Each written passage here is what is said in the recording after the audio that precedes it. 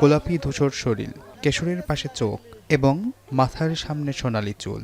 রাজকীয় হালে তার যত্নের জন্য রয়েছে দুজন কর্মচারী। দুই পাশে দুটো ফ্যান, চিড়িয়াখানার পক্ষ থেকে নয়া মশারি।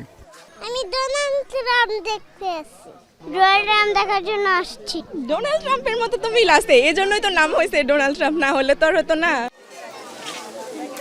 ছোট্ট এই শিশুর মতন প্রতিদিন এমন হাজারো দর্শনার্থী ভিড় করছেন জাতীয় চিড়িয়াখানায়। উদ্দেশ্য একটাই, ট্রাম্প নামে পরিচিতি পাওয়া অ্যালবিনো মহিষটিকে এক নজর দেখা। মেইন উদ্দেশ্য হচ্ছে ট্রাম্পকে দেখতে আসা। নাম চেঞ্জ করে যদি অন্য কিছু রাখতো আমার মনে হয় ভালো হয়। মালিকের কাছে ও যদি থাকতো তখনও যেরকম ছিল ওরকম চাই আসলে, আর কখনোই দুটো একরকম না। সবার সারা তো খুবই আলহামদুলিল্লাহ ভালো। রাতারাতি সেলিব্রিটি বনে যাওয়া এই মহিষটির জীবনের শুরু রাজশাহী শহরের সিটি হাট থেকে হলেও বেড়ে ওঠে নারায়ণগঞ্জের পাইকপাড়ায় একটি এগ্রো ফার্মে। ঈদুল আজহায় কুরবানির উদ্দেশ্যে কেনা হলেও সামাজিক যোগাযোগ মাধ্যমে ভিডিও ছড়িয়ে পড়লে শুরু হয় ব্যাপক আলোচনা, যা ছড়িয়ে পড়ে আন্তর্জাতিক গণমাধ্যমেও। এরপর স্বরাষ্ট্রমন্ত্রীর হস্তক্ষেপে ব্যতিক্রমী এই মহিষ স্থান পায় জাতীয় চিড়িয়াখানায়। বনেরা বনে সুন্দর, শিশুরা মাতৃ করে। এর আগেও একবার দেখে গেছি, কিন্তু এইবার এসে দেখি যে ডোনাল্ড ট্রাম্পের চেহারাটা অন্যরকম মনে হচ্ছে। জিনগত কারণে শরীরে রঞ্জক পদার্থের স্বল্পতার ফলে এমন ব্যতিক্রমী রং দেখা দেয়। এ ধরনের মহিষ বিরল হওয়ায় প্রাণীপ্রেমী ও গবেষকদের কাছেও এটি বিশেষ আগ্রহের বিষয় হয়ে ওঠে।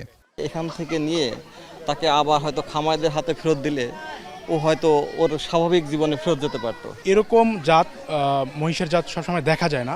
আমি মনে করি এই জিনিসটা নিয়ে গবেষণা করা উচিত। বিশেষ পরিচর্যা, পুষ্টিকর খাদ্য এবং নিরাপদ পরিবেশে রাখা হয়েছে এই আলোচিত মহিষকে। কৃষি বিশ্ববিদ্যালয়গুলোকে এই বিরল প্রজাতির মহিষকে নিয়ে গবেষণা করতে উদ্যোগ নিতে বলেন জাতীয় চিড়িয়াখানার মহাপরিচালক।